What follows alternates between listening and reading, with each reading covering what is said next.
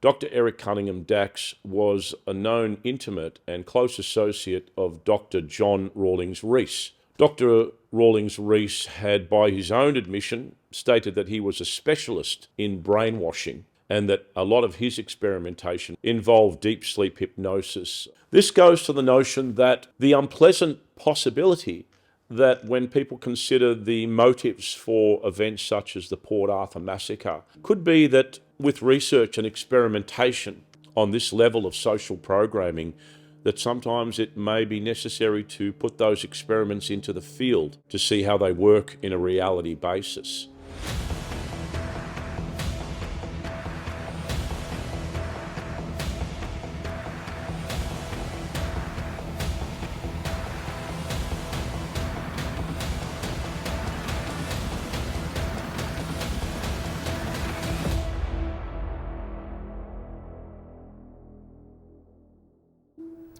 Welcome to the WASP Files. Some of this material may be distressing and viewer discretion is advised. Last week's episode dealt with the spooky world of mind control, MKUltra, the CIA, and a tenuous but possible link between all of those elements and Martin Bryant, the Port Arthur Massacre, and Martin's association with a very worldly and well-known psychiatrist, Dr. Eric Cunningham Dax, who had evaluated Martin at the age of 16 in 1984. Following on from that, the notion that some of these practices that were carried out by the Tavistock Institute, of which Dr. Eric Cunningham Dax was associated, had a lot of impact on Australia and were brought to Australian shores back in the 1960s. We talked about the CIA had brought Professor Martin Orne to Australian shores, and he had convened a conference where they had carried out experiments on deep sleep hypnosis, and some of the doctors at the time had, to their, shock, had discovered that Professor Martin Orne had been associated with the Central Intelligence Agency and that his research and experimentation was funded by the MKUltra mind control program that the CIA were carrying out in the 1960s.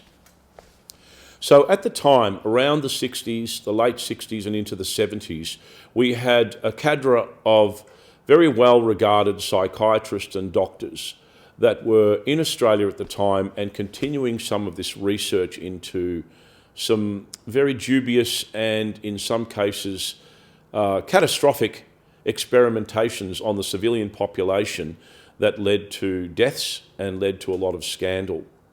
The most infamous of these was the Chelmsford private hospital scandal.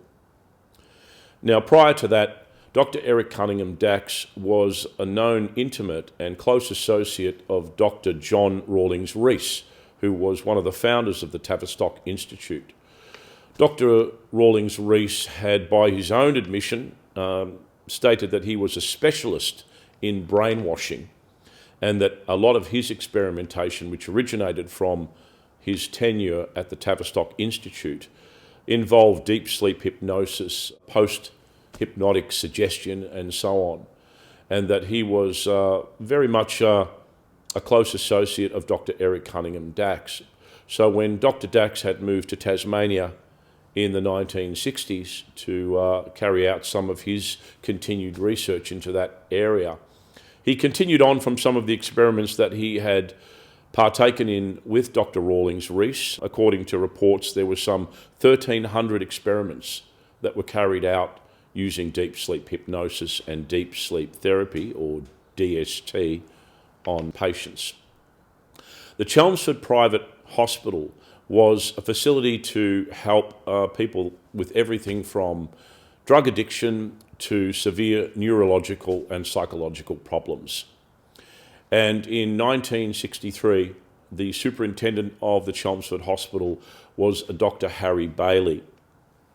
Dr. Harry Bailey commenced experiments in DST, deep sleep therapy, on the patients at Chelmsford Hospital. In some cases, this experimentation was carried out without patients' consent, and there were some very dubious practices that were undertaken in relation to that experimentation. The notion of deep sleep therapy involved inducing a coma-like state in patients for 24 hours a day, and that once they were in that state, they could then be cured of any ailments that they might have. The coma was induced with the use of various drugs, including barbiturates, and the idea was that they would be monitored in these states and that this would help cure them, perhaps in association with other forms of therapies such as ECT, electroconvulsive therapy as well. The problem with that was that in 1965, 5 patients had died as a direct result of these experiments that had been undertaken under the supervision of Dr. Harry Bailey. There was some concern about the practices that were carried out, and in 1967 there was the first coronial inquest into the Chelmsford Private Hospital to determine the nature of the deaths of the patients that resided there. At the time, Dr. Harry Bailey was exonerated of any medical malpractice, shall we say, and that those experiments continued on. In 1972, a nurse by the name of Rosa Nicholson documented and detailed very serious transgressions in relation to the care of the patients that were put under Dr. Harry Bailey's treatment.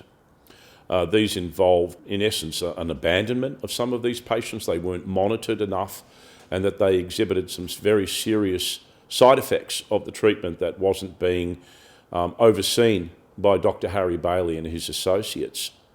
This led to a public outcry for a further examination of what was going on at the Chelmsford Hospital.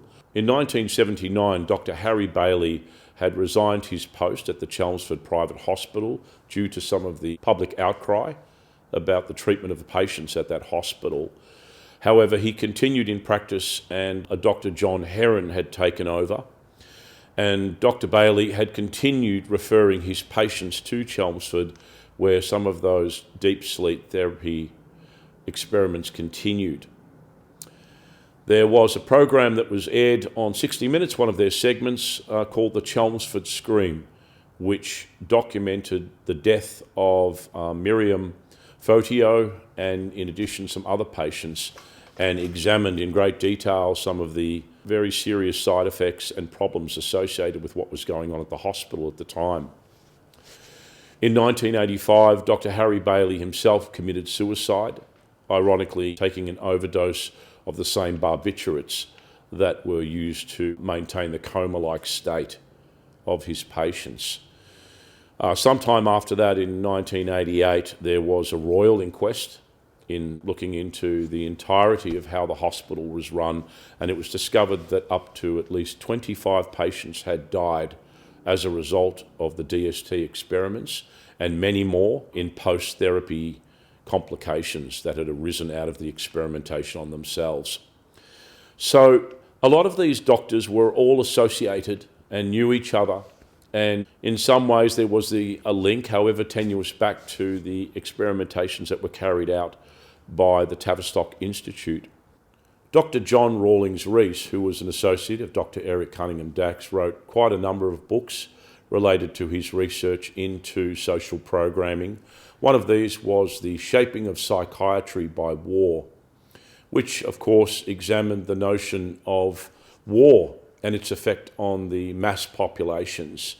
So a lot of the studies that Dr. John Rawlings Rees convened were in relation to the effects of trauma on the mass population and how that could be used to, firstly, use propaganda to encourage a support of things like a war effort, but also to maintain a compliance with the authorities when events of mass trauma break out. So that was one of many books that Dr. John Rawlings Rees had written. So I am drawing a pretty long bow, but when we come back to the notion that Dr. Eric Cunningham Dax, who had evaluated Martin, was an associate, a close associate of Dr. John Rawlings Rees and his studies at Tavistock, then you have a connection, however tenuous. This goes to the notion that the unpleasant possibility that when people consider the motives for events such as the Port Arthur Massacre, that a very insidious perhaps and Machiavellian motive for carrying out something as heinous as the Port Arthur Massacre could be that with research and experimentation on this level of social programming, that sometimes it may be necessary to put those experiments into the field to see how they work in a reality basis. Now, this is, of course, a long bow that I'm drawing, but it is a possibility given some of the nefarious activities that were carried out by the intelligence agencies in conjunction with these medical fraternities.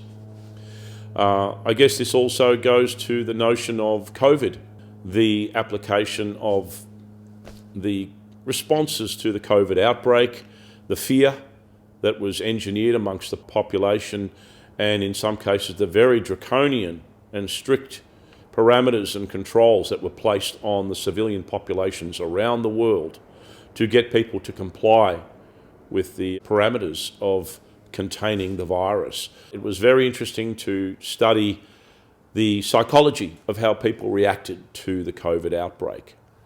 So I'm making some pretty big jumps here, but I guess what it all comes back to is the notion that anyone who thinks that the authorities, the powers that be, our governments are totally trustworthy and don't act in any way that could be detrimental to their civilian populations might want to think again.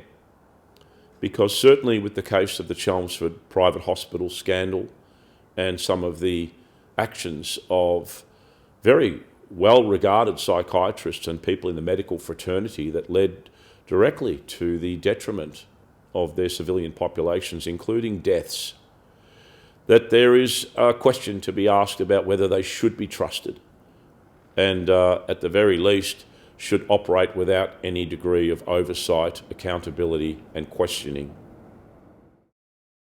Thank you for joining us for this episode of the WASP Files. New episodes will be uploaded every Tuesday at 7 p.m.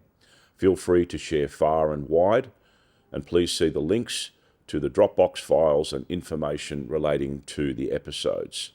Also, without any obligation, please see the Buy Me a Coffee campaign, which helps keep the channel running and also provides profits to my friends who are survivors from Port Arthur who have supported me on this journey. Thank you.